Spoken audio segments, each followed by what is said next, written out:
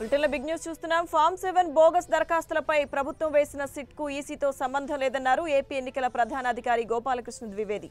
Form 7తో ప్రత్యర్థుల అనుకూల ఓట్లు తొలగించే చెడు సంస్కృతి ఈ ఎన్నికల నుంచే మొదలైందన్నారు. కుప్పలు తెప్పలుగా వచ్చి పడుతున్న ఫామ్ 7 పరిశీలనకి ఎన్నికల సిబ్బంది ఎక్కువ సమయం కేటాయించాల్సి వస్తోందన్నారు. ఎన్నికలు సజావుగా సాగేలా చర్యలు తీసుకుంటామన్న ఆయన రౌడీ షీటర్ల జాబితా సిద్ధం చేస్తున్నట్లు చెప్పారు.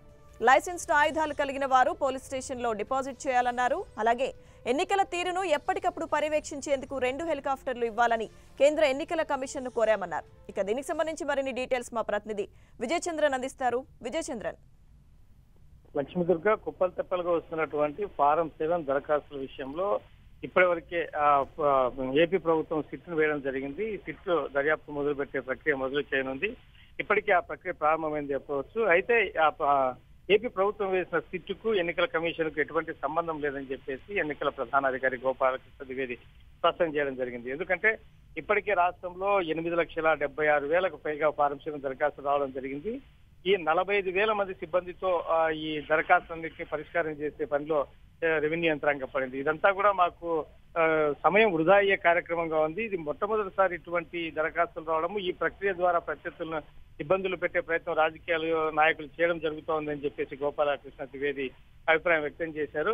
ఇప్పటికే మనం పరిశీలిస్తే గనక ఇప్పటి వరకు నమోదైనటువంటి పరిష్కరించినటువంటి దరఖాస్తుల గురించి మనం ఒకసారి పరిశీలిస్తే గనక 1,61,000కు పైగా దరఖాస్తులు పరీక్షించగా దాంట్లో 5,300 మాత్రమే అసలైన దరఖాస్తులు, మిగిలినటువంటి బోగస్ దరఖాస్తులుగా ఇప్పటికే స్పష్టం చేయడం జరిగింది.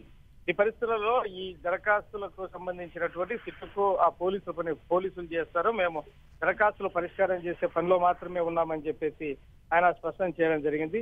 అంతేకాకుండా ఎన్నికలు సజావుగా నిర్వహించేందుకోసం అని చెప్పి కేంద్ర ఎన్నికల సంఘాన్ని 2 హెలికాప్టర్లను కోరామని చెప్పడం జరిగింది. ఎందుకంటే మావోయిస్టు ప్రభావిత ప్రాంతాల్లో అయితేనేమి, తర్వాత సమస్యాత్మక ప్రాంతాల్లో అయితేనేమి హెలికాప్టర్ల ద్వారా ఎన్నికలు పర్యవేక్షించాలా అని చెప్పేసి ఎన్నికల కమిషన్ భావిస్తుందని చెప్పి ఆయన చెప్పడం జరిగింది. ఇప్పటికే రౌడీ షీటర్ల జాబితాను సిద్ధం చేస్తున్నాము, దీనికి సంబంధించిన వివరాలు తెలుసుకునే ప్రయత్నం చేస్తామని చెప్తున్నారు. లైసెన్స్డ్ వెపన్లు ఏవైతే ఉన్నాయో వాటన్నిటి కూడా డిపాజిట్ చేయడం జరుగుతుందని కూడా చెప్పడం జరిగింది.